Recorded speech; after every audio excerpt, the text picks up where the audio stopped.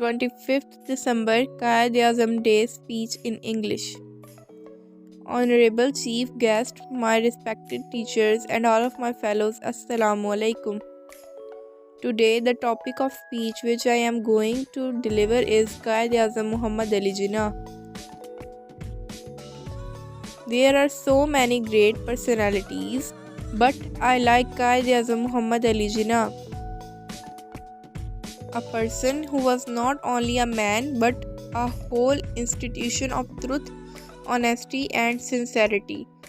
He was born to a rich and admired family in Karachi. He got higher education from abroad. He proved his worth as a successful lawyer and stepped into a field of politics.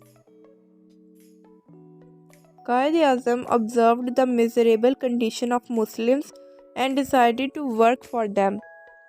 He presented his case of two-nation theory, particularly that each corner of the subcontinent resounded with a single voice. लेके रहेंगे Pakistan, but के रहेगा Hindustan. It was the result of his extraordinary leadership that on 23rd March 1940 the Pakistan Resolution was presented at the place of Minar-e-Pakistan, Lahore, and the Pakistan movement entered into a new phase. Then the sound to get Pakistan converted into the utmost passion of the Muslim community in the subcontinent.